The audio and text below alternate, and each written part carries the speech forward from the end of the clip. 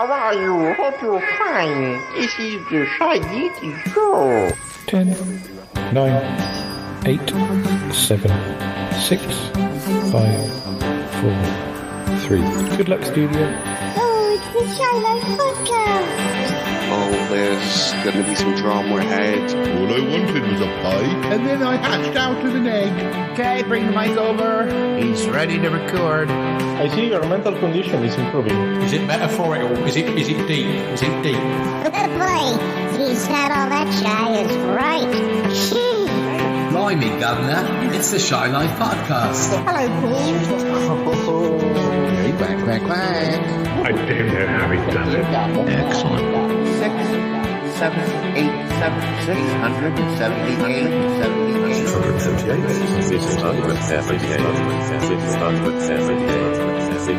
Bonjour et bienvenue au podcast Shy Life. Hello and welcome to another episode of the Shy Life Podcast with me, Paul the Shy Yeti. How you doing? I'm alright. So, what's this episode going to be about? Well, as many episodes seem to be, this one is about Yeti Uncle John. What's he been up to? Well, it's not, it's not quite the same as those days where he was inventing things and potentially causing havoc. This is one of his lower level, it's still pretty devastating, to be honest.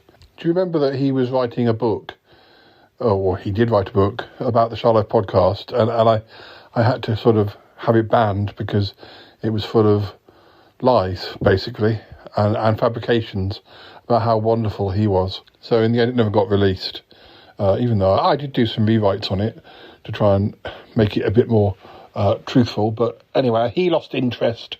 But what he didn't lose interest in was writing, because, Yeti Uncle John has written a play, and he decided that he wanted to film it for some competition or some local film festival or something. I can't remember, but as you know, Yeti Uncle John, he's a bit of a cheapskate. He didn't want to employ real actors. Obviously, I've done some acting, but as for the others, well, maybe less so. I mean, obviously, Bettina Dupre, but I think, I don't think he really cares whether I've done acting or not.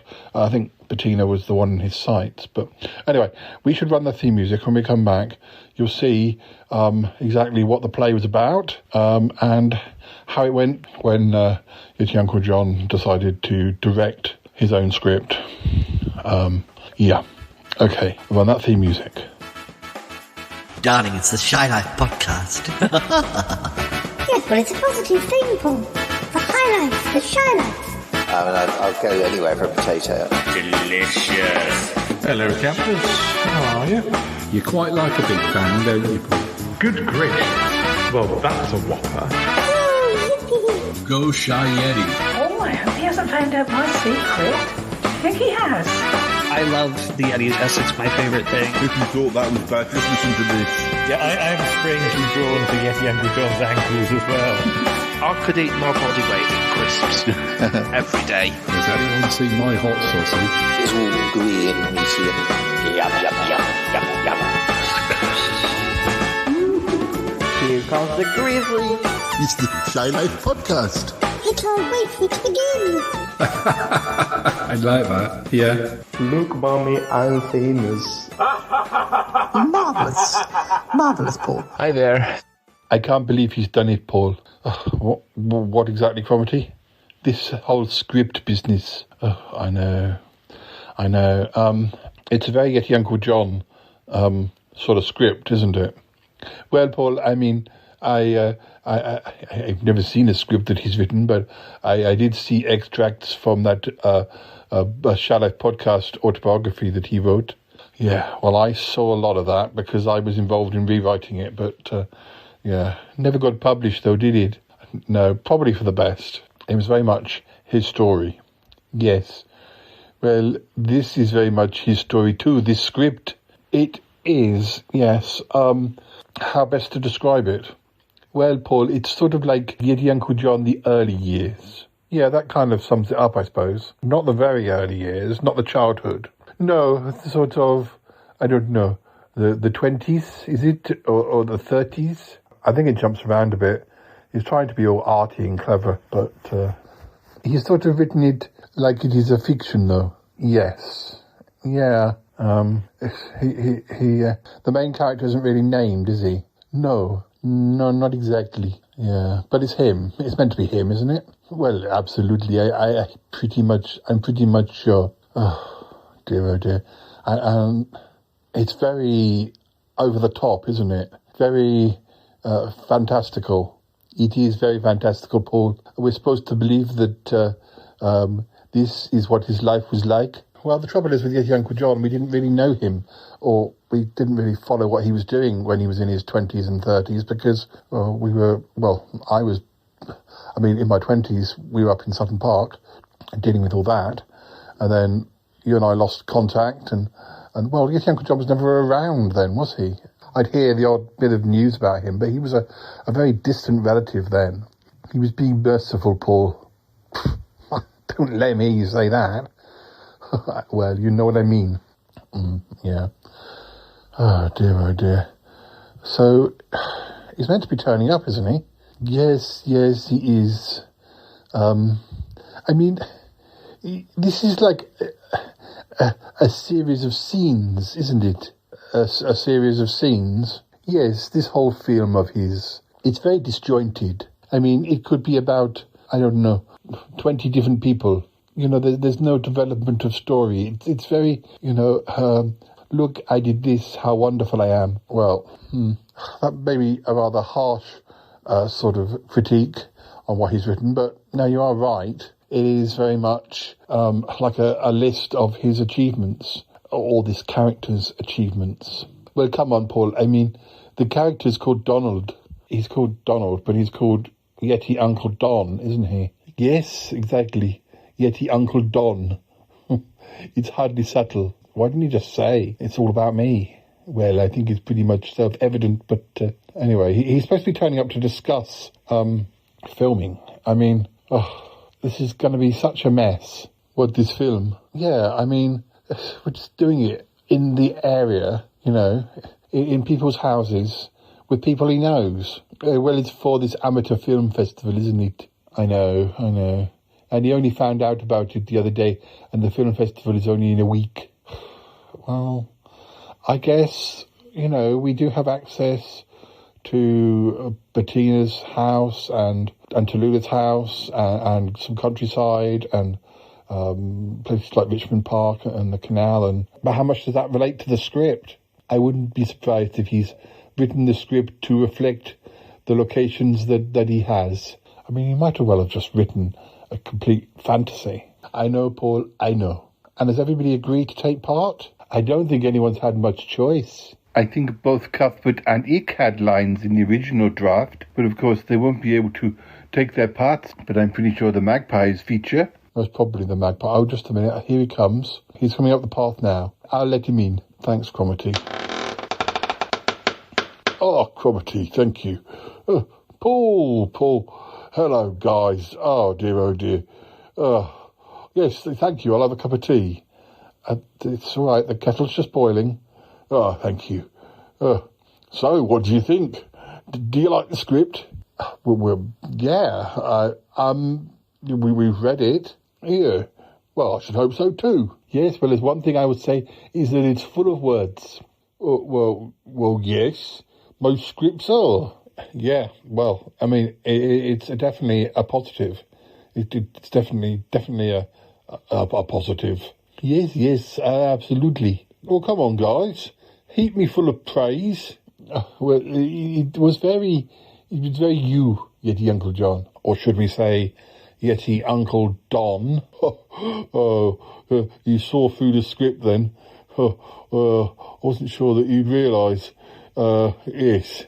So this is meant to be autobiographical? Well, yes, but I didn't want to, slap my name over the film, so that's why I changed the name. Yeah, well, only slightly. Yes, well, nobody will realise. Well, maybe it's just because we're close to you. We realise that it's meant to be about you.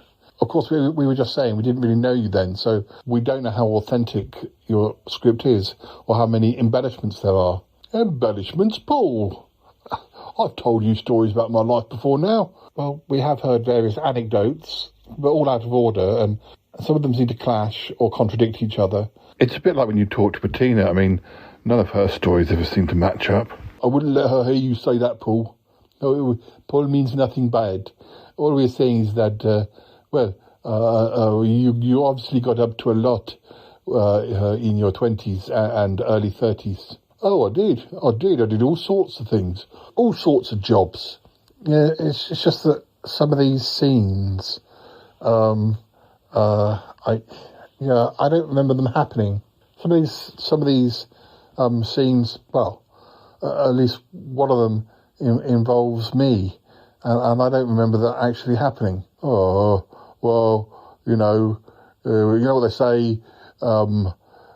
If you remember the 90s, you weren't there. I thought that was the 60s. Oh, it applies to pretty much every decade, to be honest. Oh, okay. Well, it's certainly a very interesting story. Thank you. Yes. So we're going to be making a film of it with quite a quick turnaround, I imagine. I'm afraid so, yes. I mean, film has to be in a week on Saturday, so yeah, we've only just got slightly over a week, so I've got to record it, and then we've got to edit it, which I hope you'd help me with, Paul. Really? I haven't done editing on video for ages. Oh, yes, but you did it so much, back in the day. I used to do a lot of video editing, yes. I'm much more sort of up with audio editing these days, as you can imagine. But, I'll help you if I can, and if I can't help, then I'm sure Nick will help, because he's done video editing more recently. Thank you. Yeah, great. So, has everybody agreed to take part? Yes. Well, I've got you and Cromitty, and Martin and Tallulah and Bettina and August, and who else? Reginald, and the Magpies.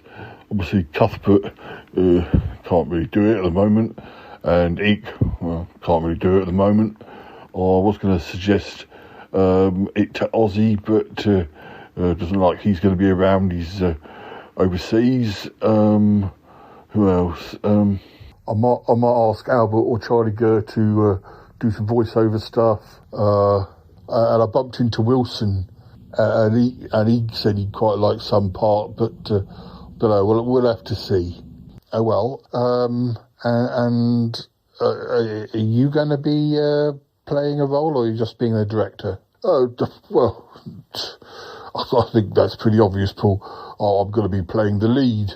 So I just wasn't sure. I mean, aren't you a bit old to be playing yourself 20, 30 years ago?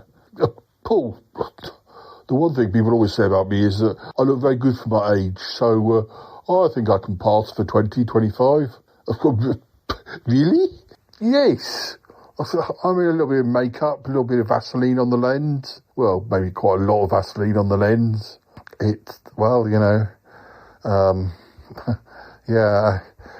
These widescreen, high-definition cameras, they're very unforgiving, Yeti, Uncle John. Oh, well, I haven't got one of them. I've just got an old video camera that I've had for about 20 years, but it'll do the job. It's fine. 20 years? Is it even digital?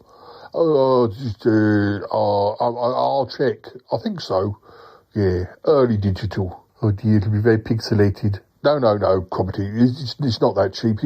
It was a gift from an admirer. I suppose it's kind of fitting that you'd be making a film about your youth with a camera that was made in your youth. Yes, absolutely. Well, when do we start filming? Tomorrow, if you're free. Well, I'm free. Are you free, Cromitty? Yes. I have a few days off work. When I heard about the film, I arranged it, and actually I had leave to take, so it was fine. Good. I did notice a few typos in your script. I wasn't sure if you wanted me to proofread it or spell check it or whatever. No. The spelling mistakes are deliberate. It's all part of the mystique. Okay. Yes, you might understand it, Paul. It's the way we spoke back in them days. Well, certainly my friends and I, we all spoke in typos. Yeah, so it's part of the time, part of the era, part of the atmosphere, the ambience. Part of the ambience, really.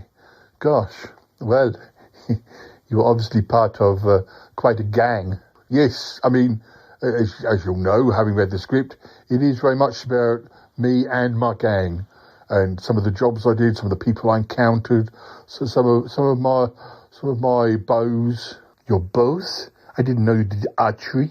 I think you might be talking about romantic bows. Oh, those. Yes. I skipped those scenes. I felt uncomfortable reading them. Cromitty, you're supposed to have read the script all the way through. But I'm afraid I've only read the scenes that I was part of, at least for now. Oh, Cromitty, I've been busy with the laboratory. Oh, really? Well, I've read it all, Yeti Uncle John. And Cromitty's right to feel a bit uncomfortable. Those scenes are, they're a bit. Well, it's your script. We'll just, we'll just do what you want us to do. Thank you. Yeah. Right. Well, I suggest you all have an early night. It's going to be a busy day. Gosh. Well, it sounds like we do need an early night. Sounds like we've got a lot ahead of us. Listeners, we're going to have an early night. So maybe you'd like to listen to something, I don't know, some music, a quiz, a chat with somebody. I'm not sure. But we'll see. We'll see what occurs. Paul, please no Sutton Park this episode, because it will distract from the majesty of the film that we are making. I don't want to be influenced or distracted, by your attempts at filmmaking. Oh, Yeti Uncle John. It's fine. It's fine, Yeti Uncle John. We've been having a bit of a Sutton Park break of late, although there's plenty more episodes to share in the future. But it's fine. We'll find something else. All right, listeners, you have a listen. When we come back, we'll be making this film. How exciting! Yes, Cromitty, this will be a real experience for you. This is filmmaking in its rawest state. Yes. Great, good. It'll certainly be an experience. Oh boy.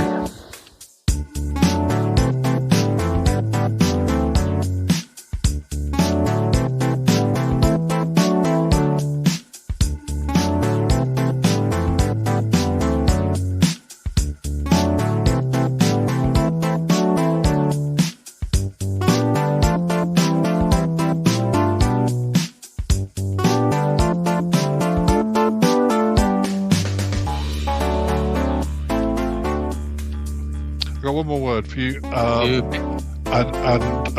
what do you think of critics? I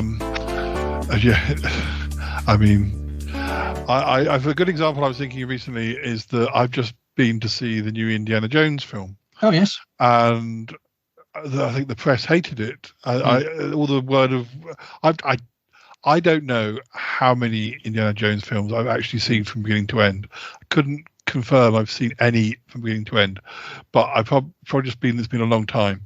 So my friend from school who we meet every time I come back to my parents because he's working back here at the moment, we went for a meal and he'd said, I'd like to see Indiana Jones, and I was kind of hoping, I said to him after we'd been to it that I was kind of hoping that the dates wouldn't work out and that it would be gone by the time we met up next time, but I'm really glad that I saw it because, and although the initial press was very negative, going on about bad CGI and bad this, there wasn't actually that much CGI at all, and also a lot after a week or so, all the comments from people on Facebook were, well, I don't know what the problem was. I really enjoyed it. And that was my experience, and people who have been to see it this week, who I said it's quite good fun.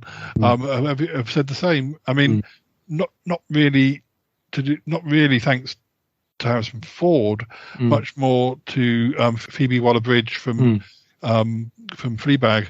Her character sort of is a good foil for his character that's quite bland, really. But yeah, I really enjoyed it. So critics, who are these people?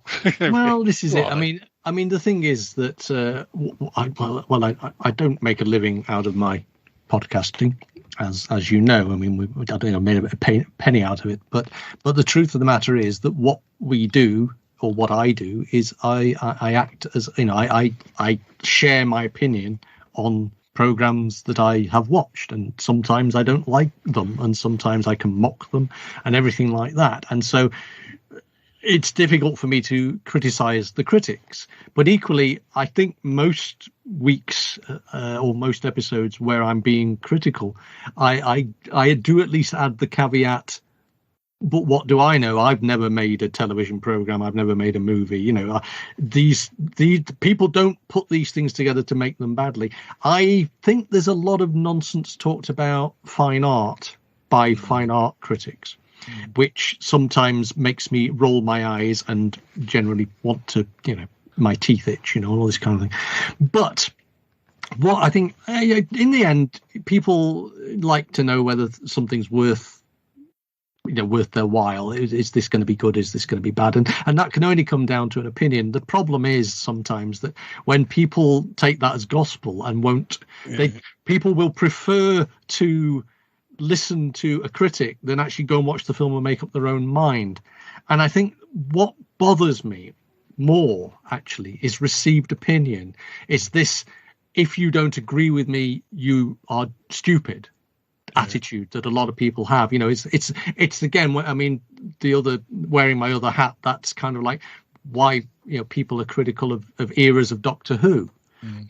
How can you say that Tom Baker's era is the best? You're an idiot. And people pile on people. Or how can you hate Jodie Whittaker? What do you don't know what you're talking about? All these kind of things, which of course ultimately these are still people who are trying to make good television or good entertaining programs. And also the people that slag off shows like that, long running shows, I was sort of saying, but it may just be you that's changed. And yes, they get proprietorial, don't they? This is the thing. They get they feel like they own it and they could do it better, even though I could say I've never made a television show in my life. I wouldn't know the first thing about it. I mean, you like to think if someone made the offer and you'd go, thank you very much, and bite their hand off. But I might make the worst program in the history of television. I just don't know.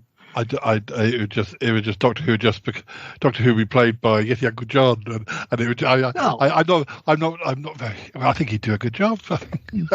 I just think it's weird because ultimately I think nowadays human beings, we have become so much this idea that if you're not with us, you're against us. It's become so prevalent. It's like people are looking for people to agree with them.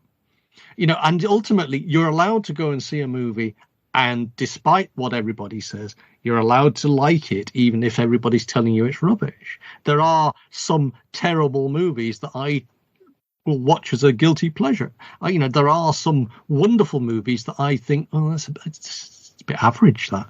But it doesn't matter, but as long as you get what you want out of a thing.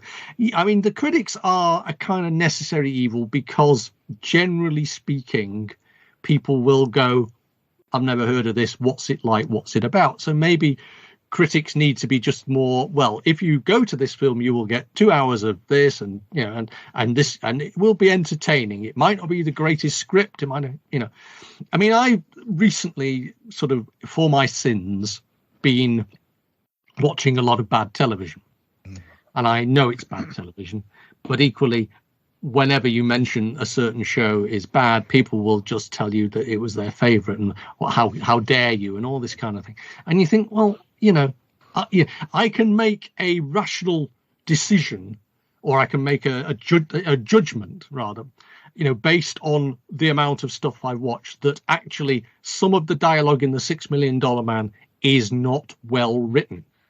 Now, I've never written an episode of The $6 Million Man. I've never performed in an episode of The $6 Million Man.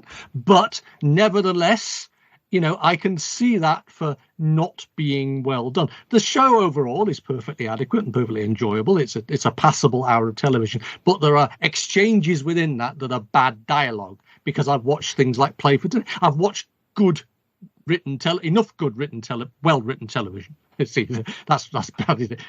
Good written, not bad written. I remember seeing some episodes of Barnet Woman where I was sort of like questioning the acting decisions of some of the cast. And this is it. And this is the thing, but ultimately, overall, it's a perfectly popular, watchable hour of television. It's just that if you've watched a lot of it, you can actually think, oh, that's bad. I mean, specifically, I think I was watching, because it was a sort of science fiction story. I felt that the person who was writing it, their only experience of science fiction must have been the Flash Gordon serials, because they were using the same kind of dialogue in that very stilted, over there we will use the special interocitor device, or whatever. It felt very forced and very just badly written. But that doesn't mean that I'm saying to you, well, if you like the $6 Million Man, you're an idiot, because that's not true. It's just, I happen to have found that one. I think my favourite critic was Clive James, and the writing of Clive James on television is so witty, because he takes the flaws and makes a feature of them, and actually turns it around and writes an entertaining piece of writing about something that might not be very good. And I think that is the best of the critics, is when they are being smart and clever, and actually, they are saying to you, we came here to mock, but actually, there's nothing wrong. There's nothing lowbrow about film or television as an art form. It's merely, there are some bits of it that are better than others. I mean, you know as well as I do. I mean, hopefully you listen to my show, but you certainly feature on my show, and I genuinely don't watch a lot of modern television. I don't watch a lot of light entertainment television. They're not my bag, and I know that there are people who love that stuff. And but I can say I've never seen an episode of The X Factor. I've never seen an episode of Strictly Come Dancing. Though Britain's Got Talent has passed me by. I've never seen Gogglebox. All these shows that people like and enjoy.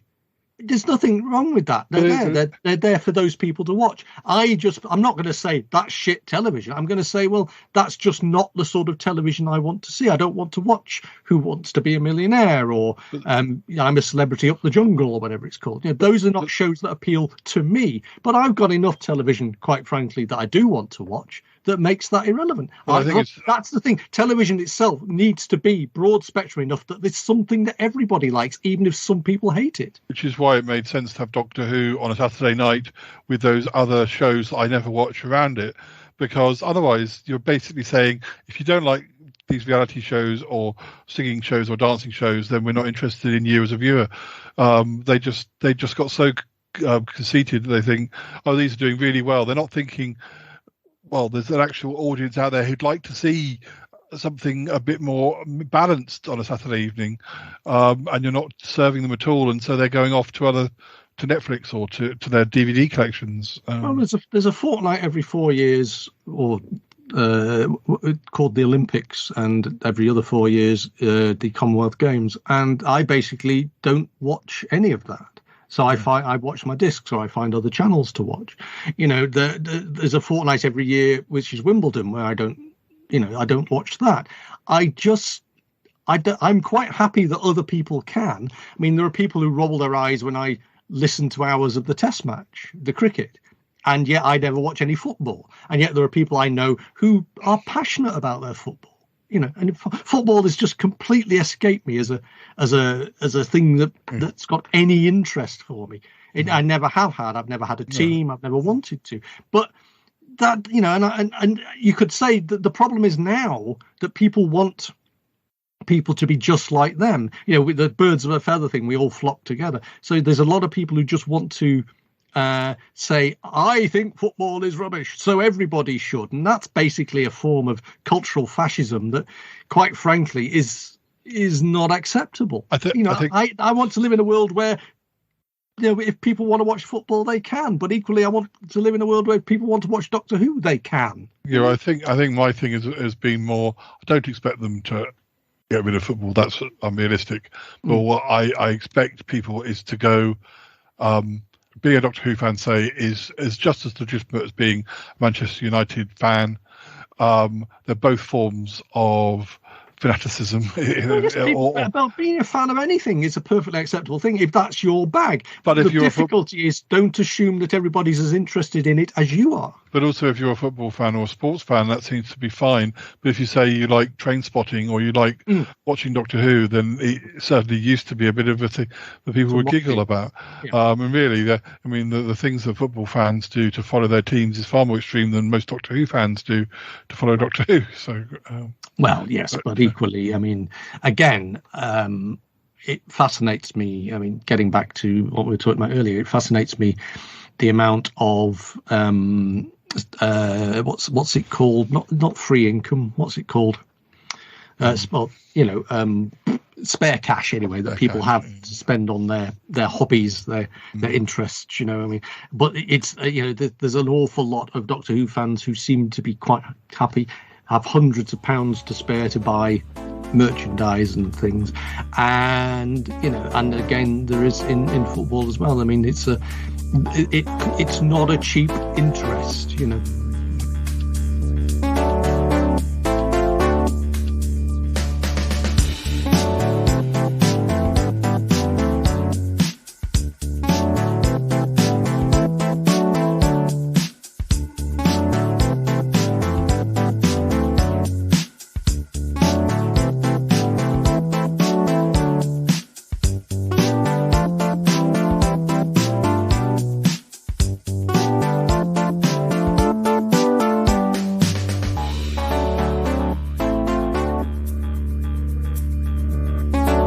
What's this scene about? I've not read it. This is one of the first scenes in the film. This is when a Yeti Uncle Don, he's being recruited by some sort of strange underworld spy type organization, and he gets a report from the organization's computer. Oh, right. And this is meant to actually have happened? Well, I guess so. Well, obviously, this is where Brandon comes in. Who's Brandon? Oh, Cuthbert's friend. He's had to do all of Cuthbert's lines, of course. Oh, yes, of course. That's a shame. Yes, well, I think he'll do a good job, though. I hope so. Will you be quiet, please, Paul? I'm getting into the mood of the moment. Sorry, Yeti Uncle John. My name is Brandon. I will be standing in for Cuthbert today. It is quite an honor to be doing so. I am ready whenever you wish to begin. Did you want me to press start on the video camera? If you will, please. All right then, Brandon. You know what your lines are. So let's just get it recorded. Brandon action stations go go go exclamation. Okay, you got your finger on the start button, Paul? I have. I'll press it now. Cameras are rolling. Or action. Yes, I've seen scene one. Yes, right. Yeah, the Uncle Don. I have the results of your IQ test. Oh, thank you. I'm very privileged to be here. I'm very excited to learn whether I will be appropriate for your organisation. Well, yeah, the Uncle Don. I am pleased to confirm that our tests show that you have the highest IQ of any person that we have ever met. Congratulations. Oh, really? Goodness, I am quite surprised. I knew I was a clever chap because my mother used to tell me so, but I didn't realise quite how much. Here is a printout with your IQ number listed on it. Oh, thank you very much, computer. Let me have a look. Good golly, that's a big number. I never knew there was IQ that was that big. You truly are a genius, Yeti Uncle Don. We would be honored to have you as part of our organization. Well, thank you very much. And it'll be a privilege working for you. Would you like to have a cup of tea and a salami sandwich? Oh, yes, please. That would be great. Maybe a piece of cake? Yes. There is also 5 different types of cake for you to choose from. Help yourself! Exclamation. Marvellous. Being a top secret spy sounds like it's going to be a great job. Okay, cut. You want me to turn off the camera? Yes, Paul, that's what cut means. Sorry. Dave, you were very good, you Uncle John. Gosh. Well done. Well done. Well done, Brandon. Well done. Cuthbert will be proud of you. Oh, yes, good job, Brandon. Thank you. Thank you. Thank you! Exclamation. Oh, yes, very good job. Very good job. Cuthbert would be pleased. What a shame, eh? Oh, well. Well, Cuthbert will be back on his feet eventually. Oh, just not soon enough for this film. Of course. Clever, clever Cuthbert. Soon he will be well again, as well can be. Clever, clever Cuthbert! Exclamation. Are we going for another take, or... Well, I don't think there's any point, Paul. I think that was pretty perfect, don't you? Well, I mean, you got through the lines fine. You didn't make any mistakes, so I guess if you're okay with just one take. Yeah, I think so, Paul. We've got a lot to get through. Yeah, well, yeah, that's certainly true.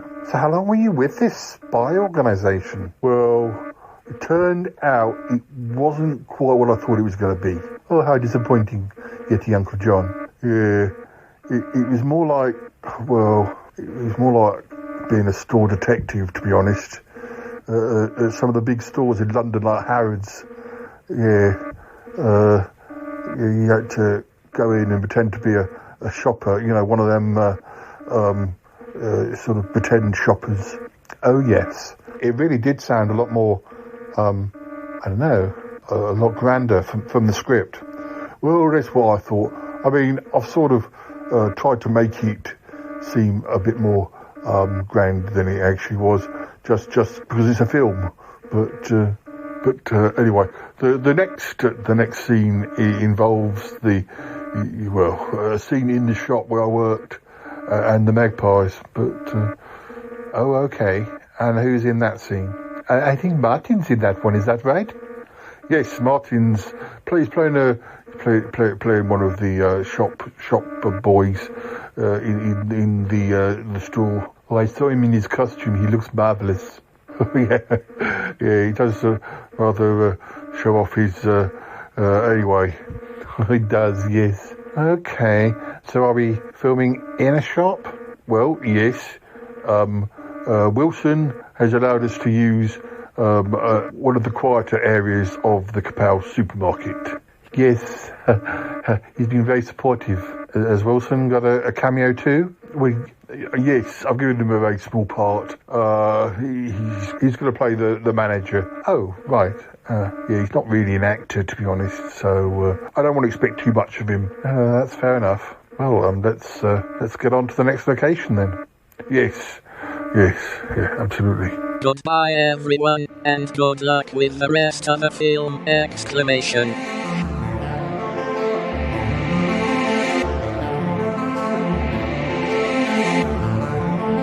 Oh boys, I can't wait for my scene. It's very exciting. I've always enjoyed amateur dramatics, but I've done very little of it. Yes, so I hear, Wilson. How's it going? How many scenes have you recorded? This is just the second. The first one was filmed down in our lab. Oh yes, the lab. Oh, didn't you have a break-in? I heard about that. Oh, dreadful. There was a break-in down in the lab a while back, yes. Oh, blimey. It's awful when things like that happen, isn't it? Yeah, yes, very awkward. So who's in this scene, other than me? Yeti Uncle John, Martin, and yeah. Oh, and them, yeah. Oh, okay. Guys, I think we're ready to roll the cameras. Paul, do you want to press start? Is Martin here? Yes, Paul, I'm here. Just over here. Oh, Martin, I didn't see you. Look at his uniform, Paul. He looks so smart. He does, yes. Paul, have you turned that camera on? I have. Just switched it on now. All right, scene 2, take 1. Oh, have I got the first line? Yes, Wilson. Oh, sorry. Hello, sir. Can I help you? Yes, I'm just looking for a gift for a friend of mine. Oh, yes. Come and speak to my colleague here. What sort of gift is it that you want? Well, I was looking for a gift, like possibly a pet, an animal, maybe a bird. Oh, it's funny you mentioned that. We've just got a load of birds in. Come and speak to my colleague. Percival, will you help this gentleman? He's looking for a gift. A bird. Oh, right. Thank you, sir. Thank you, boss. Please, gentlemen, come here. I do have a bird.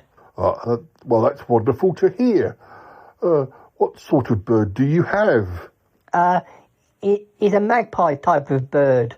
It's funny because the person I want to buy the gift for is a big fan of the magpie. Oh, well, I think you'll find our range of magpies very bountiful. That's good. Very good. Before I continue, I should just say that I am actually a store detective and I am reviewing your work. That's a shock. Oh, it is a shock. Oh, we never expected you. That is the whole point with the job that I do. Store detective. I work undercover. But I would like to say that you have both been very helpful and I will commend you for your work. Oh, thank you, sir. I never knew store detectives could be so handsome. Yes, nor did I. Well, now you've learnt something. Do you still want the magpie? Oh, yes. Of course. I couldn't turn down a decent magpie. Yes. I think I mucked my line up. Cut. Shall I stop the camera? Yes, Paul? Stopping the camera. I'm sure I mucked up one of my lines. I don't think it'll matter, Wilson. Well, that's up to me, Paul, I think, as the director. But you're right, though. You made a slight mistake on your line there, Wilson, but it didn't matter. You kept on, and it was fine. Did I do my lines all right, Yeti Uncle John? Yes, absolutely perfect, Martin. He was very good, wasn't he? I think that uniform does half the work for him, though. Oh, yes, I know what you mean. You're very cheeky, you two. Things seem to be going very well so far, Yeti Uncle John. Yes, but we mustn't rest on our laurels. We've got another scene to record before lunch. Oh, yes, scene 3. Oh, isn't that the scene with my mum? Yes, with Tallulah. We're going to head back to the music school for the next scene. Oh, well, that sounds marvellous. All right. Okay. Right. Perhaps a little bit of music, and then we'll be there. So thank you, Martin, and thank you, Wilson. And yes, all very good. Yes.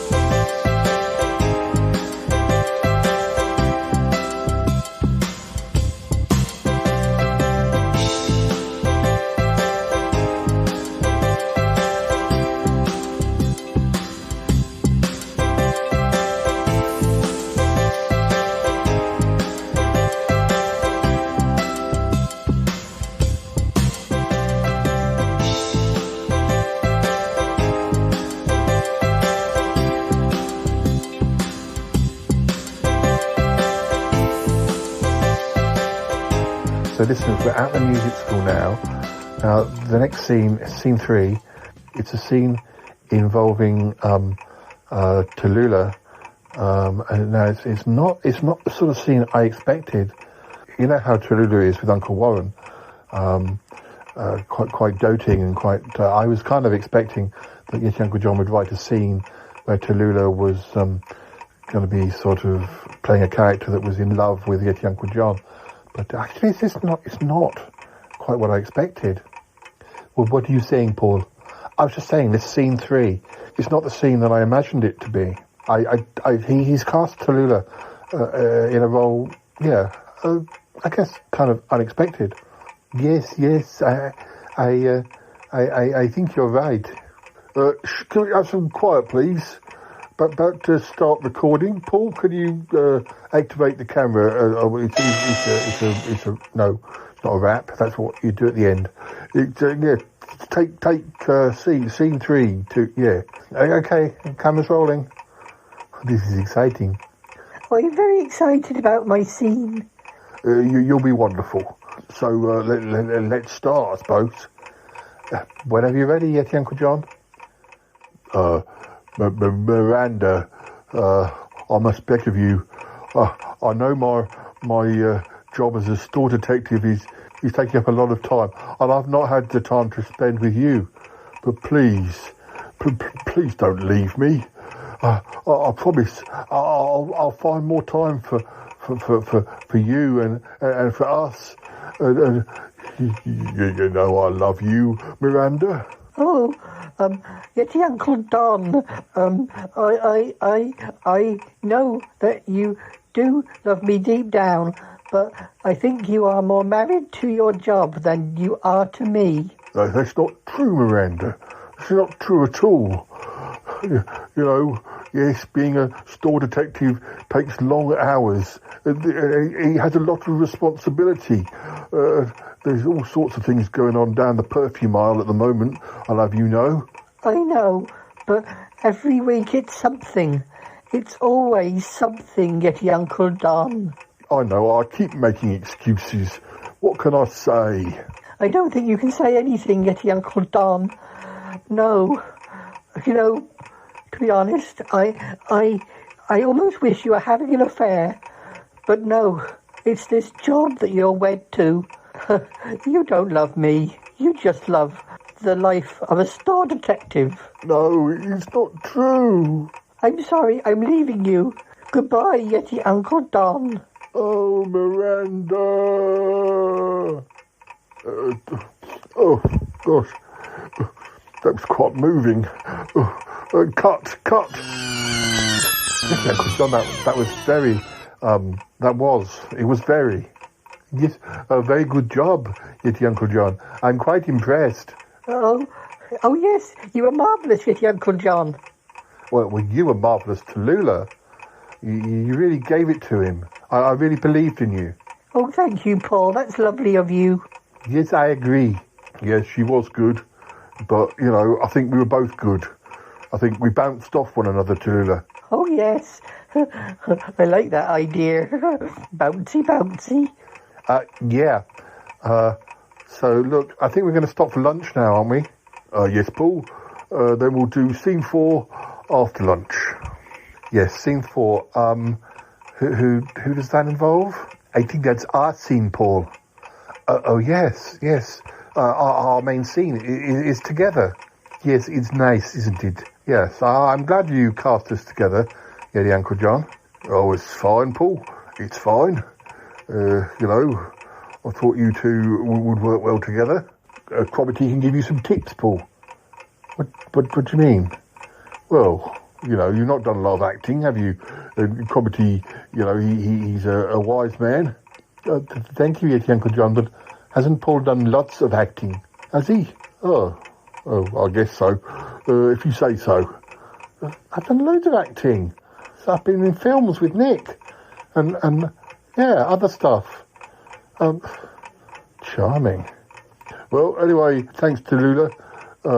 I've bought some sandwiches. I don't know about you two. Oh, it's all right. I've laid on a buffet. Oh, right. I wondered what that stain was on your dress. No, I don't mean I laid on it. Not laid on. I put one.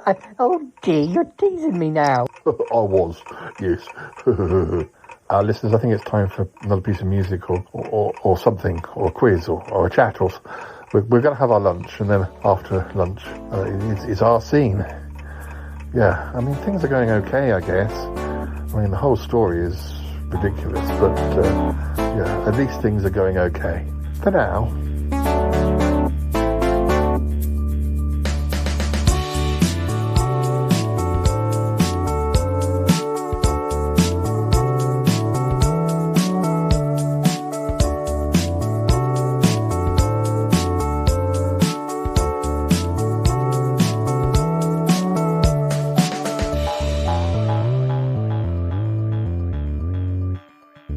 One of the things there's nothing worse than a critic who hasn't even bothered to do the research. I always think of just assumes, you know. I always remember, because I like the Scream films, and when Scream 3 came out, the review I read said Sydney, who's the main character, goes to Hollywood to seek her fortune. That doesn't happen in the film at any stage. There are characters in Hollywood, but the point in the film, she's been hiding away from the results of the first two films, and she goes to Hollywood because some of her friends are there, and she knows that the killer's after them. So she's not. The person didn't go to the film. I mean, I remember reading that the reason that Ruth Rendell became an author was because she was a journalist, and in one of her very early reporting instances, for some reason she didn't actually get to the, I can't remember if it was a play but she wrote a review and handed it in, and then it turned out afterwards that there'd been like a power cut and the play had never happened and she was sacked. Well, again, this is it. Oh, that expression I was looking for earlier was disposable income, by the way. That's it. People have got enough disposable.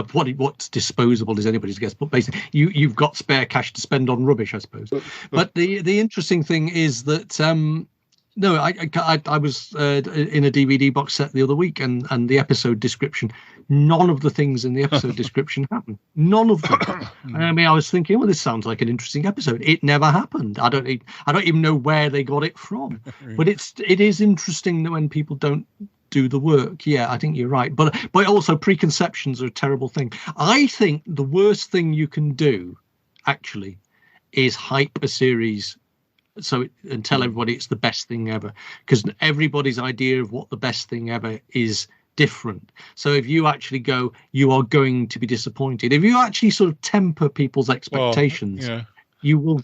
I think actually people will be pleasantly surprised. So if I think that's what happened with me in Indiana Jones. I was not looking forward to it. The only ray of hope was that Phoebe Waller-Bridge was going to be good, and that made a big difference. And when of course she was, and it was good. Weirdly, I've never seen her in anything. So that's it's one of those strange and peculiar sort of things that people who are famous and well known can completely pass me by these days. That's something else I get grumpy about. I mean, it scares me to say it, but I feel that she actually would make a good Mrs. Peel in any Avengers thing that I can imagine her being a Mrs. Peel.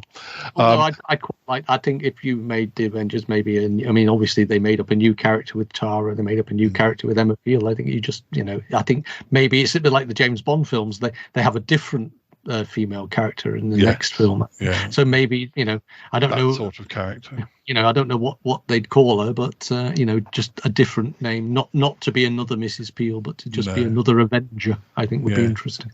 That's another thing to get grumpy about is remakes of stuff that was better first time round instead of coming up with something new and something that can be quite annoying too. Well, the last thing I want to say before sort of connected. Have I gone on again? I have, haven't I? No, it's fine. The connected to critics is experts, or self-proclaimed experts, and I'm thinking of things like podcasting. People who say, "Oh, right, if you're going to do a podcast, it has to be 20 minutes long, has to be like this, has to be like that." It just makes me want to go, because if you listen to podcasts, you have a different, maybe you love 20-minute podcasts, or maybe you love hour and a half podcast, or maybe you like often film review podcasts go on for 5 hours or 2 hours or 3 hours, or maybe you like an hour, or maybe there are different, when you walk from so-and-so and so-and-so, you might listen to an hour, or your commute is this length, or maybe you listen to 3 20-minute episodes in a run. There's no right or wrong length for a podcast. There are caveats, and I think the interesting thing about that is that the people who make those kind of definitive statements, it's more of this: we want people to be more like us and be the same as us and agree with us. But I think the other thing is now you get it. You certainly get it in places like Twitter and Threads, as we have now, and Facebook. It's this desire for people to like you, or at least like what you've said, and what people will do, the things they will say, the things they will publish in order to appeal. I mean, as you know, I'm quite reasonably well acquainted with an ogron of some repute on Twitworld, and one of the things that he occasionally grumbles about is that he will post something which is funny, very good and nicely done and put together, and nothing. And on the same day, someone will post something that's very kind of ordinary, and it'll get 500,000 likes. And it's like there's a closed shop somewhere, and you're not a member. But that again, that's just the way you can't prejudge what people are going to like and dislike, and then maybe that's part of the problem of critics as well as experts. You can't. There's a wonderful line from William Goldman's book about screenwriting, Adventures in the Screen Trade, where he just says nobody knows anything. Nobody sets out to make a bad movie. Nobody sets out to make a bad episode of television. They just don't know anything. Basically, what will appeal and click with the public. There could be a universe in which Raiders of the Lost Ark got made in 1979 and nobody went to see it and nobody cared. There could be a universe where the big movie of that year was I don't know, something else that is now a forgotten movie. It's a quirk of fate, and we don't know anything. All we can do is, as creatives, is put out our stuff and hope people like it. And if they don't notice it or they don't care, we've got to learn not to care about that. But the problem is that people will put stuff out just because they live and breathe off how many people like it, and that can be a very damning thing.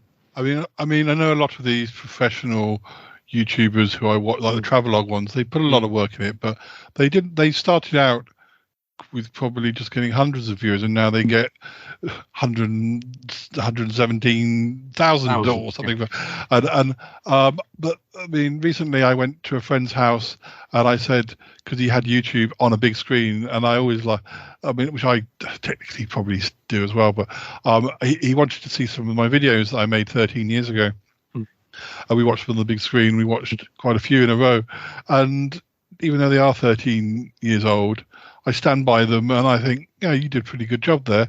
Yes, that they still get watched, but the ratings they get, are probably creeping up towards the 2,000 mark after 13 years. But these professionals, they're getting that in the first 5 minutes. But if you do things for affirmation, I think you're on a hiding to nothing, really. I think basically you do things because you like them and enjoy doing them.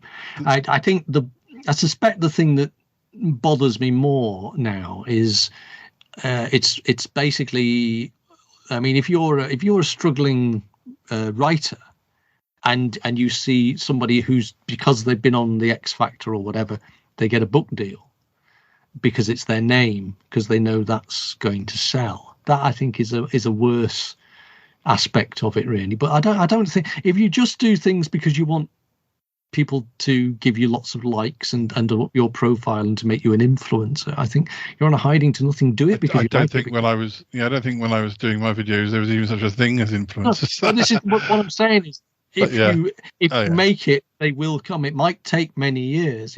What was it they used to say about overnight successes taking 15 years? It's just that I think if your motivation from day one, I mean, some people will have motivation and that kind of drive, and they will be very successful, and good luck to them.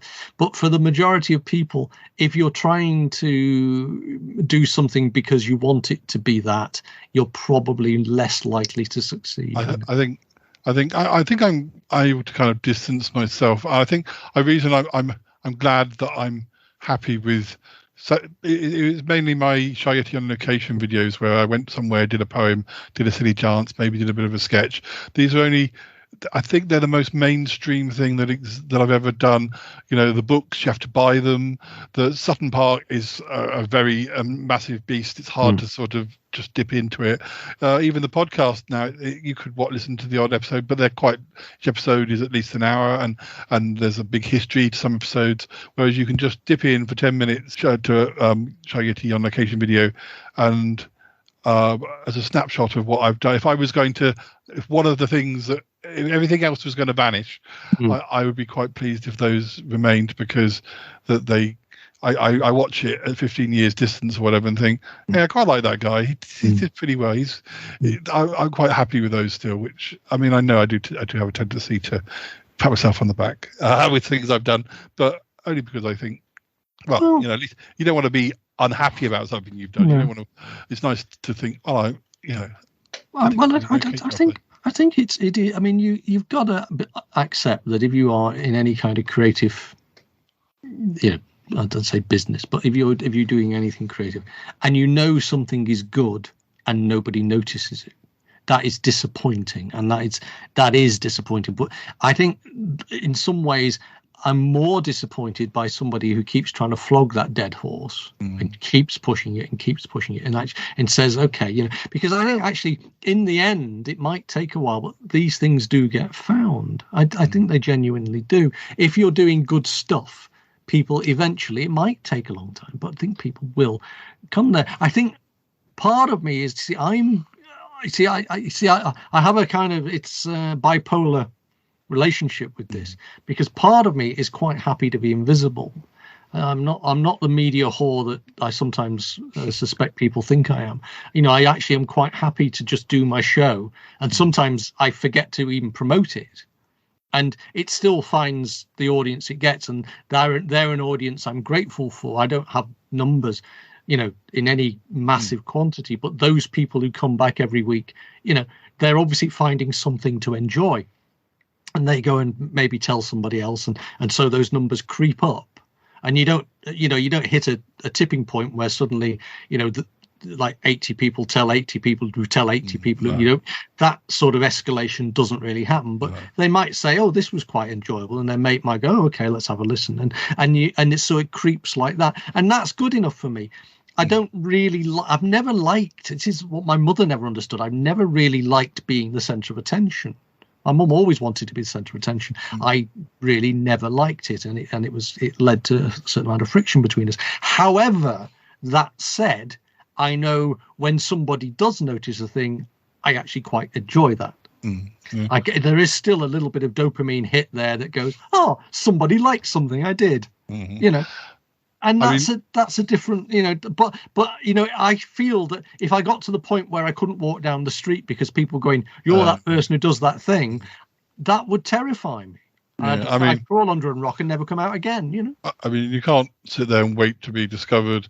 I mean, I remember reading the Writers and Artists Yearbook about poetry when I was thinking, and it basically said, unless you know somebody in publishing, or you've had a novel that's been successful, the chances of a publisher picking up your work, or you've won some big prize, the chances of a publisher picking up a poet, you're better off doing it yourself. So around the time I discovered Lulu, and I thought, okay, that's what I'll do, and I never even tried anywhere else. So, well, I enjoyed poetry. I'm a very bad poet, but I enjoyed writing it. But I wrote it for me. I mean, I would post it. So maybe I didn't write it for me, because I would post it mostly so I'd know where to find it again later. But I quite enjoyed the process, and some of it when I read it back now is actually that's not half bad. However, I don't think that I'm realistic enough to know that there are good poets out there, and I'm not one of them. But it was still an enjoyable process. The thing is, I never enjoyed good poets. It wasn't the good. I mean, it depends what you call a good poet. I mean, to me, I like rhyme. So there are good poets, I guess, who are famous and did rhyme, but they're not looked on as much as the good poets who probably didn't do rhyme or wrote serious poetry. And I never liked those type of good poets.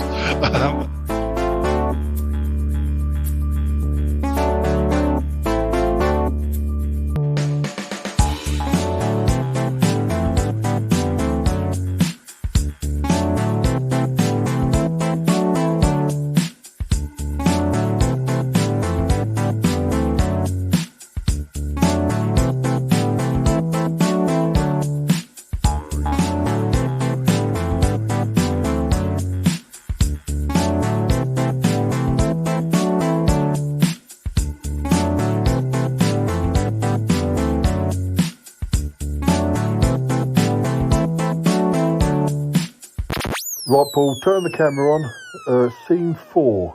Yes, scene 4. Yes, right. I'm going to have to put the camera on, then come in front of the camera because all three of us are in this scene. Yes, all right. Listeners, it's our scene. Yes, it's very exciting. Yeti Uncle John, did this actually happen?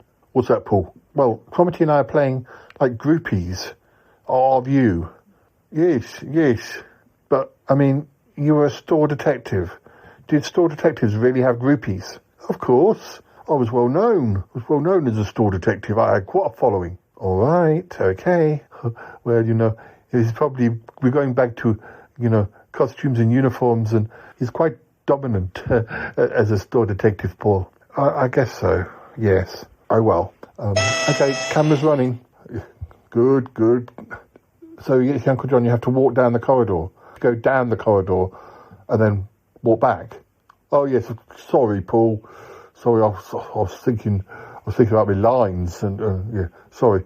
Yes, I forget there's actual physical acting movement. Yeah. You start walking down the corridor, and then that's when we start talking. Yes, Paul. Shall we start? I think so. Oh, look, it's him. Oh, my goodness. It is. It's Yeti Uncle Don. Oh, do you think we can get him to sign something? Oh, I want his autograph. I'm going to ask him if he'll autograph my forehead. I think I might ask him if he'll sign my belly. Oh, wow. Yeah, that's a great idea. Hello, Yeti Uncle Don. Hello, Yeti Uncle Don. Oh, hello. I've seen you here before. Oh, yes. We're very big fans of you, Yeti Uncle Don. We love watching you be a store detective and arresting people. Yes, we do. We saw you on that program, the crime program. We saw the documentary about a day in your life. Oh, yes. Well, that was great fun to make. Yes, I seem to be getting a lot of attention since I appeared on that documentary. In fact, they've talked about me having my own series. Oh, wow, that would be great. Oh, yes, we'd watch that series. Oh, Yeti Uncle Don, you're such a hero. Oh, well, I'll just do what I have to do. It's my job, after all. I suppose so. Yes, I suppose so. Gosh. Can we get an autograph, Yeti Uncle Don? Of course. Where would you like it? Could you sign my forehead, please? I've got a black marker pen. All right, yes. What's your name? My name's Susan. All right. To Susan. Yes. Love, Yeti Uncle Don. Wow, thank you. And what about you? My name's Mabel. Could you sign my belly, please? Yes, of course. Yes. To Mabel, lots of love, Yeti Uncle Don. Wow. Thank you, Yeti Uncle Don. We better let you get back to work. Yes, I suppose I ought to. There's a lot of detecting to do. Yeah. Wow. You're like a modern-day Sherlock Holmes. Yes, absolutely. Oh, I wish I could be your Watson. Well, yes. I better go. Goodbye. Goodbye. Oh, goodbye. Yes. Do you want me to turn the camera off? Yes, Paul. Yes, you did all right, I suppose. Thank you, Yeti Uncle John. Just turning the camera off. I don't understand. Why didn't we change the names? What's that? Well, I was playing someone called Susan, and Comedy was playing someone called Mabel, and yet here we are. We don't look like ladies. We're not ladies. Oh, yes. Well, the thing is, it's one of those things that gets lost in translation in the script, because originally I was going to have a couple of friends of Tallulah's, but they weren't available, and then I tried to juggle things around. Yes. Okay. Well, we could do it again. You could give us boy names. I don't think we've got time, Paul. I really don't. We've got to move on with scene 5 now. Yes, scene 5. That's over at Bettina's house, isn't it? Yes. It'll be the last scene of the day, Paul, because I've got an appointment tonight. I've got a little wager going on, a big game. Oh, really? What is it? Bridge or poker? No, Monopoly. But I've got money on it. Okay. Yeah, if I win, it'll give us more budget for the film. Okay, all right. We just pack up some things and then we'll head over to Bettina's. They're expecting us. Good, great. Reginald's in that scene as well. He's playing. He's playing like the assistant to the character that Bettina plays. And yes, I think I do remember. I was hoping to get what's his name, Duda thingy, Butler, Ghost Butler, but he doesn't show up on camera, so Reginald's having to play his part. Yes, okay, right. Cromitty, why didn't he just let us change the names of the characters? Oh, that's not the reason why, Paul. I mean, the parts we played, they were meant to be played by somebody else. So the question is, if we're filling in for these people who didn't show up, was there ever a part written for you and I? I'm sure there was, Paul. I mean, one mustn't question the director. Oh, come on, Cromitty. This is Yeti Uncle John we're talking about. Well, I don't know, Paul. This is only the first day of filming. Yes, well, perhaps he'll use us for something else. I just, I think about the films I made with Nick and how he used to direct things and, all this one-take business. I know we're a bit short of time, but it all feels very slapdash. Well, come on, we need to we need to help get Uncle John with some of the props back to the taxi. All right, I suppose so. Oh, dear. Listeners, heading over to Bettina's now. Scene 5. Yeah. I think this will be the last scene that you'll have to experience. But I suppose it's gone relatively well. But yes, Paul, yes, it's been fine. I guess.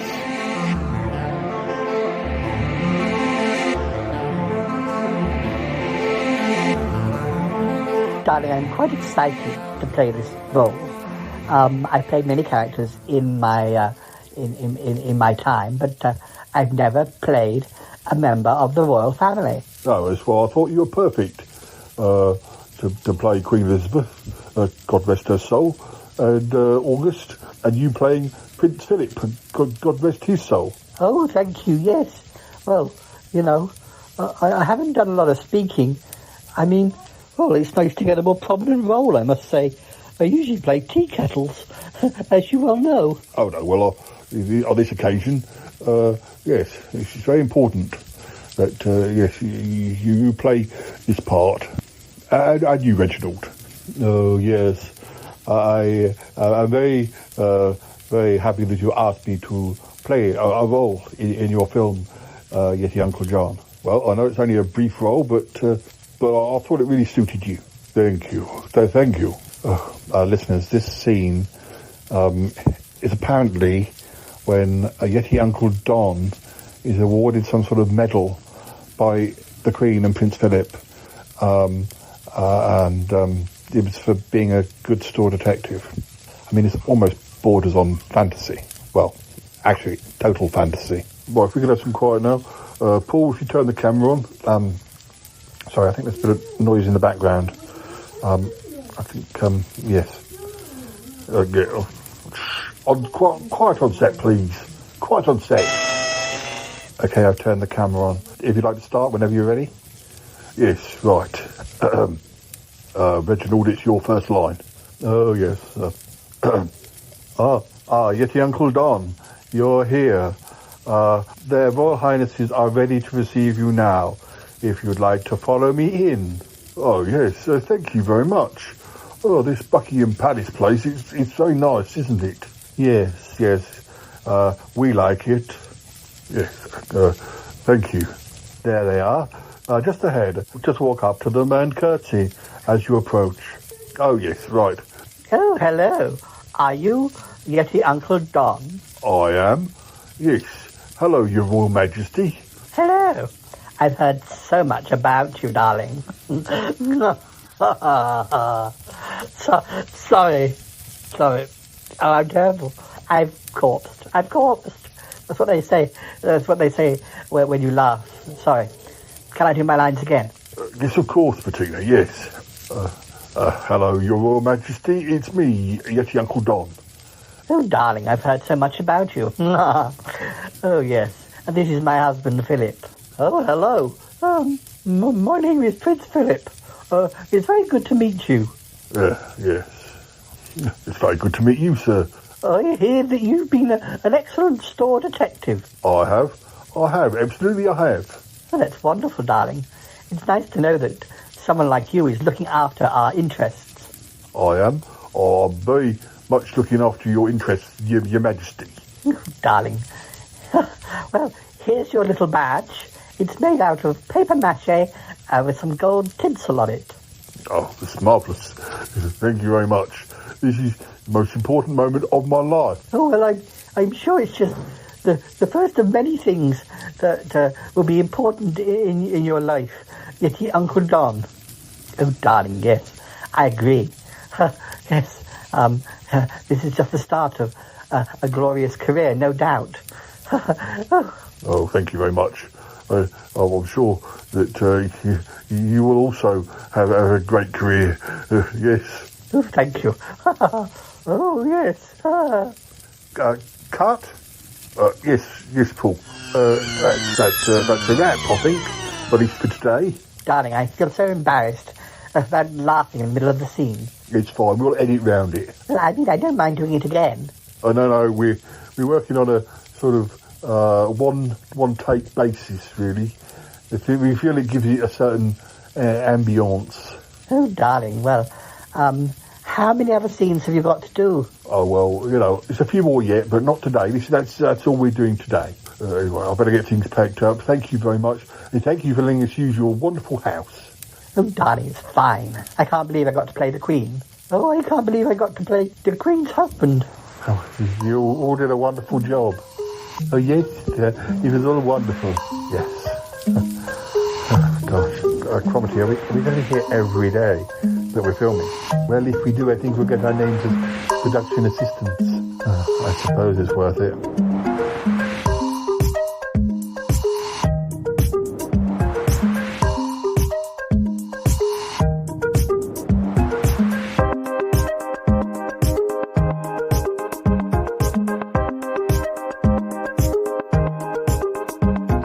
I mean, like as where we started with this. I mean, there is a lot of pomposity and nonsense spoken by art critics, and writing critics have their fair share of similar people, and indeed the poetry group.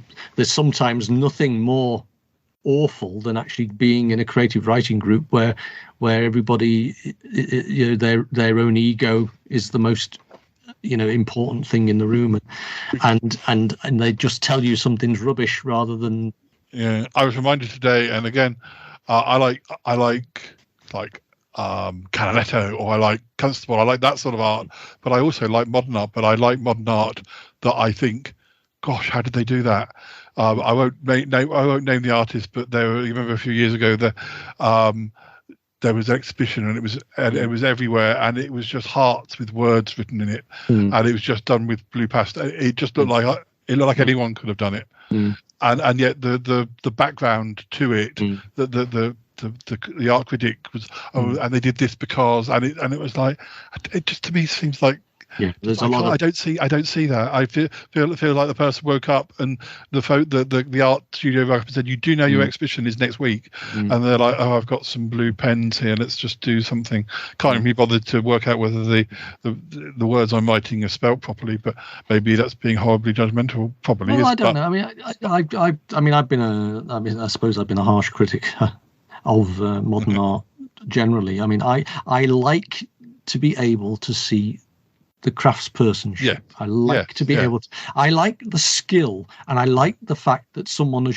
It's the interesting thing about the history of modern art. Even when you go back to someone like Picasso, is actually before they started doing the stuff that people thought was weird and dawby, they actually were good painters, and they proved they could do it before they proved that they could move on from it. And I think the problem is a lot of art students now come through the mill and just think they've got to be extreme or radical, or they just have to say this is representing something else. And actually, sometimes it's very, I mean, you could say it's very difficult, but it's very easy to do something that's a bit shit, but then claim that the a bit shittiness is part of what's... part of the thing. Yeah, because somebody told me I was jealous that when I made that comment about that particular artist, and I said, I'm not jealous, but it would never have occurred to me that, because that's something really, literally any one of us could have done, but nobody would have been if you'd have walked in with something similar, and you were unknown, they'd be like, yeah, thanks. I saw an exhibition that was about negative space once, and it was basically some cubes but without the sides in, you know what I mean, made out of plywood knocked together. That's fine, but the woodwork was rubbish. It was literally that they just got some strips of wood, cut them like that, even used a file, a plane to smooth it off, and they banged some nails in not very well. And I think if they'd shown me some cabinet making skills, I might have been impressed with that. But it was a piece of rubbish. But it was a piece of rubbish dressed up as art, and that's when I lose track of it. I remember going to one exhibition once, and it was just, there was a corrugated tube, and there were bubbles coming out of the top. And it was attached to a motor, so the bubbles kept pouring out like from a washing machine, or like from bubble bath, not floating off, but just like a cascade of bubbles. And this was saying something about how every moment is unique, and I just looked at it and go, it's a really shitly put together bubble bath creating bubble. And that's where I lose patience with it, I think. If I was going to give you 25 million, I'm pretty sure that you could come up with something absolutely brilliant. I'd still have about 24.5 million left. Money doesn't, it's not relative to what. Well, you see, this is the thing. I mean, I again, getting into grumpy ways again, but this is the thing to me. It's funny enough. I was talking to the window cleaner about this while he was sheltering from the rain earlier. It's I can't see the point in a car like a Lamborghini. If I suddenly had £25 million, I wouldn't buy a Lamborghini, because I couldn't see any use of going. What use is that to me for going to Tesco? But you see, status symbols and stuff, they count. The wealthy seem to think this stuff matters. The rest of us, maybe if you're aspirational, you want to live that lifestyle. But actually, I think the majority of people, if they had 25 million, once they'd spent, a million of it on somewhere nice to live and maybe something half decent to drive, a new car, they're actually, and gone on a couple of holidays, they're looking at the rest of it going, what the hell do I do with this? And there'll be one or two people who know that car or that £500 pair of jeans is something, but you walk into your grand's house wearing those jeans and she'll be like, put some proper clothes on, or that's scruffy. Put some proper trousers on. It doesn't mean nothing. Doesn't mean anything. So only me. So you have to be walking around or driving around an area where people know that means something. Well, value and worth are two different things. The problem is that people are impressed by that bullshit, and or the address, or the size of the house, or whatever it is. This is why bankers buy yachts. There's no real. I have no desire to buy a yacht. It's one of those things. What use would I have for one?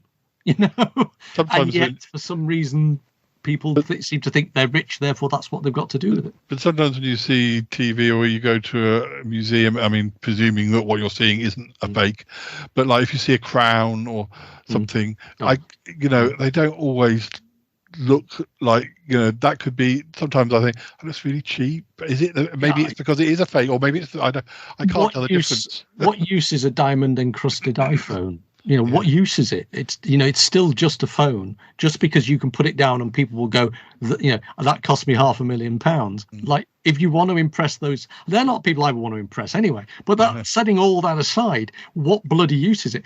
What annoys me about the ultra rich in the modern era, and when you think about it, they were no better than the ultra rich in the Victorian era. But what they did was they tried to leave a legacy. So they would build a library, or they would build a hospital. And at least it may have their name, and they may not have done it for any other reason as they wanted to be seen as being philanthropic. They may not have had good motives behind it, but at least they left a bloody hospital behind them. At least they left a library behind them. These people we've got nowadays who just want to feather their own nest, so they've got a lot of money in the bank. They don't want to give it back to society. They just want more money. And this is the problem I have with the current uber rich who are running politics, is that they're really interested in is the acquisition of more wealth for themselves, without seeing that, even in the days in the past when we had the ultra rich, they at least spread it about a bit. Or they're interested in their legacy or their next sort of biography, or in 100 years' time, people will be saying, "Oh, that man was our greatest prime minister ever," and yet they don't actually know how to be a great prime minister or do something that would be considered great, because they're so busy thinking about their own legacy. It's like catch-22, really. It is, and I know that the only way to sort of be wealthy is to keep your wealth. I get why they do, what they think about that, but actually, there comes a point. I genuinely think. I mean, I've never been in this situation. I probably never will, but there must genuinely come a point where you think, well, I've got enough to live on. I don't need any more money. What am I going to do with the rest of this £1 billion? I absolutely think that anybody living in the modern world, given that the capitalist system continues, because that's a caveat, because obviously, if the survivor's situation comes along, money is going to be irrelevant. But given that, I think that anybody could probably live quite comfortably if they had, I don't know, 10 million in the bank for the rest of their lives without it being a problem. They would be able to afford whatever healthcare they wanted. They could, a nice house, whatever. And yet there are people with billions, and you think, how much do you need to feed yourself, clothe yourself? The things that keep you happy and alive. The only thing that seems to keep some of these people happy and alive is the fact that they've got all that money. And then they decide their kids can't just have that money, and then they have to. Then that ends up being a bone of contention, and families end up falling apart because. Well, I mean, I'm not saying. I mean, ultimately, people say money can't bring you happiness, but lack of money can bring you a damn sight more misery. I mean, I accept that. I think maybe it's a different philosophy, but if everybody had enough to live comfortably, the world would be a lot better off generally, spiritually, if you like.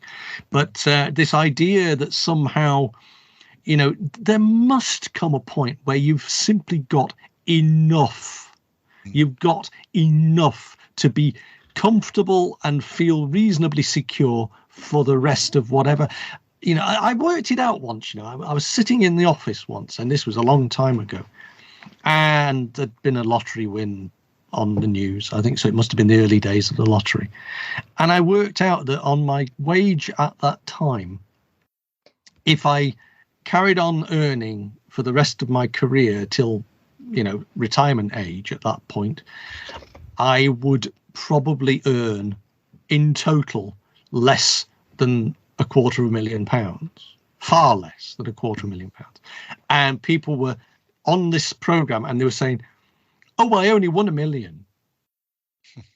And I'm thinking, even if you did nothing, if you literally stopped today in the house you live in with the car you've got, and you just carried on living your life as you are today, but didn't have to work a day in your life again, £1 million at that point would be enough for you to live the rest of your life without having to work and just carry on living in the house you're living in. You'd be able to afford to eat. You'd be able to, you'd be able to afford to go on holiday every year, because it was astonishing that the amounts of money, and people were using the word only.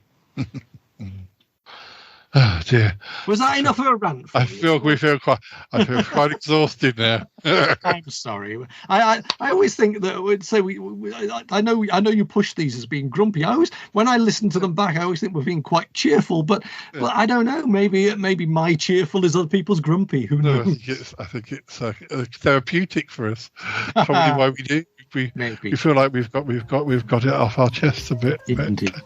It's been a pleasure. Yeah, thank you very much, and we'll do it again soon. You take care, man. You take care. Bye-bye for now.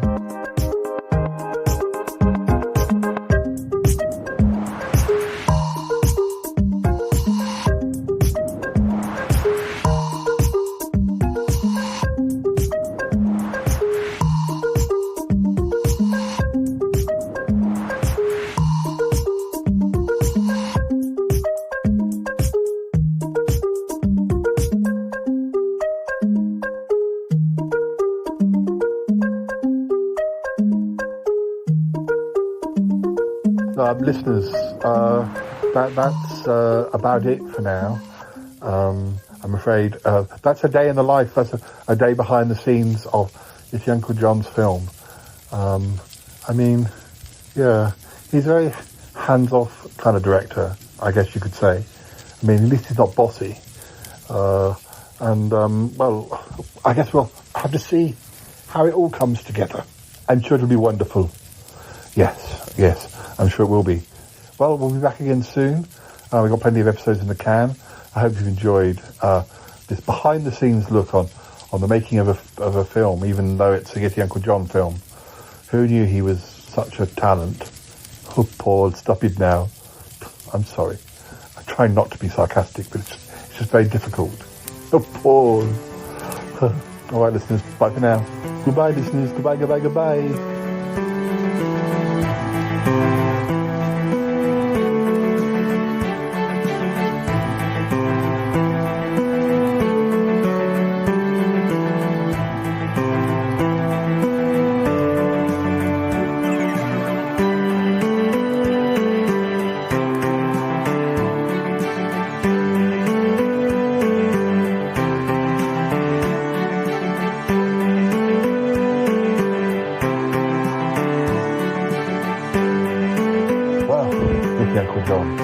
How do you feel now it's all finished and all edited together? Oh, I'm quite pleased, Paul. I'm quite pleased. I'm quite confident. Yes. We've submitted our film. We'll get to, we'll get to hear in the next few days as to how we've done. And But I must say, it did go quite smoothly. I'm surprised. I was surprised you managed to get all the scenes done you needed to in the few days you were recording. Yes, well, you got to have a couple more lines. We did, yes. We had Charlie Gerd doing some voices. We had Albert doing some voices. It was a real family affair, I think. It was very much like a family sort of thing. I mean, it's a shame we can't share it all with the listeners. Yes. We had a great cameo from Mr. Goodman, didn't we? Yes, Nick played a nice little cameo, and Toppy even appeared via Skype. Yes, he played the president, didn't he? Yes, of America. Yes, he did.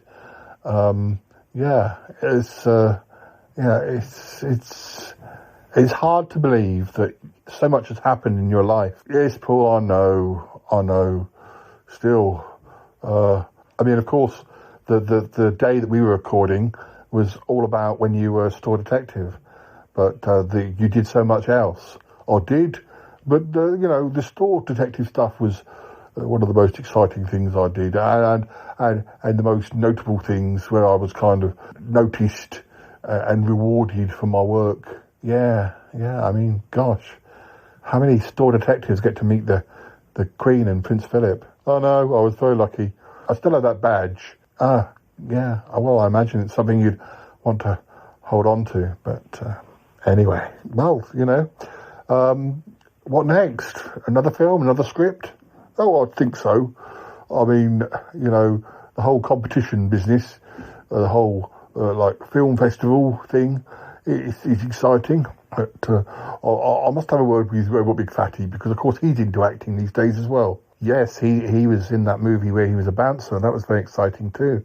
Yes. You're surrounded by celebrities these days, aren't you, Paul? Well, absolutely, yes. Anyway, right, well, listeners, I think I can hear the theme music, so we're going to have to go. Yes, well, it's been fun. It has. Young John did a very good job. Thank you, Paul. Thank you for supporting me. That's all right, Get Younger John. It was fun to be back on the film set again, and it was nice to be with all our friends. Yes. I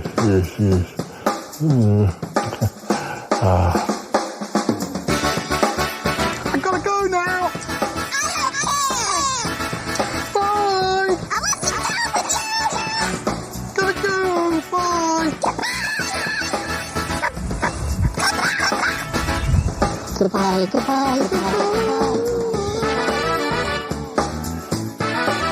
It's been good, but yeah, definitely time to come home now. Wow. Really? No kidding. Goodbye. Goodbye. This show is part of the Pride 48 network. Find more shows over at pride48.com. Oh dear. What's going on now? Oh, it's the Shy Life Podcast. Let's go. I have a voice. I have a voice. You have a voice. You have a voice. We have a voice. We have a voice. Unique voices in podcasting. UnivazPods.net.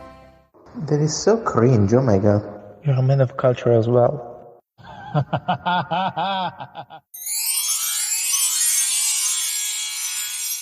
Oh dear.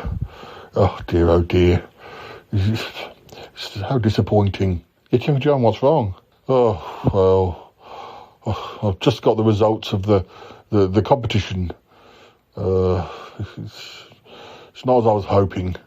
Oh dear, did you not come in the top 3? Well, no, it wasn't like that. The whole thing's been cancelled. The whole thing's been cancelled? Yes. Yeah, well, apparently there wasn't enough films in the end. What do you mean there wasn't enough films? I thought there were definitely other people who were taking part in this competition. Yes, but mysteriously, all the other films in the competition went missing.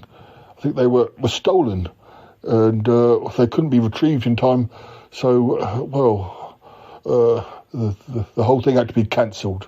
Well, that's very strange. What? All of the films went missing, but not yours? No, mine was safe, but it's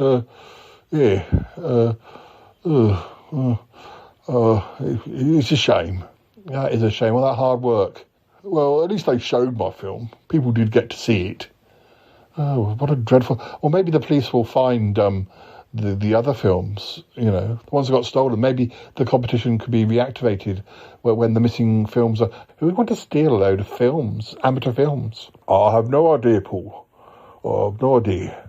It's just backfired, that's all. What do you mean, backfired? Oh, no, I just mean it's a shame. It is a shame. You did put such a lot of work into it. Yes. Well, I guess I feel like I'm the winner anyway because I'm the only one whose film still exists. Well, I guess so. Anyway, I'm sorry about that, Yeti Uncle John. I'll have to tell Cromitty. Yes, all right. I've got to make a phone call. All right. What a shame. So rather strange. Who would want to steal amateur films? It's all rather odd. Oh well. Coconut Jim? Coconut Jim, is that you? What did you do? I can't believe... it's all gone and backfired on us. No, the films went missing, like we arranged. But they went and cancelled the whole competition. Yeah, well, it's very annoying. No, I'm not cross with you. You did what I asked you to do, but... I just thought it was a surefire way of us winning. I really wanted that prize money. How much? £25. Yeah, £25. Yeah. I could. No, that would have paid for magpie food for at least 3 weeks. Oh dear. I mean, no. How could we have known they'd have cancelled the whole competition? No. Have you watched any of them? The ones that you stole. I mean, presumably my film was by far the best. What do you mean you really like the other ones? Oh, Coconut Jim. Oh dear. You need to have a word with yourself. Oh dear. I can't believe it. Oh dear, Yeti Uncle John. Your wicked schemes backfire on you.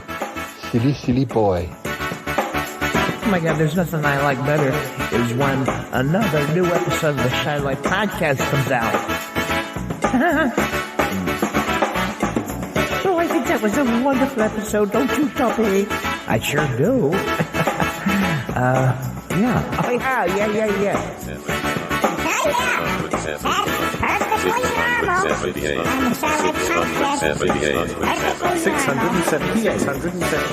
678. Oh, I love Dee. 678. Wow, that was a good episode.